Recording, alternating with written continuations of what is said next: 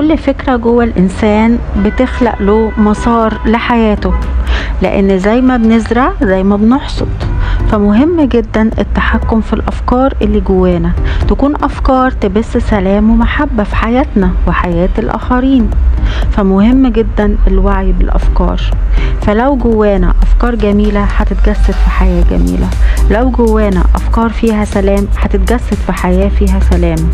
وإن الإنسان يعيش في سلام ده قرار هو بياخده، وبيحافظ على طاقة السلام دي إنها تكون دايما هي اختياره.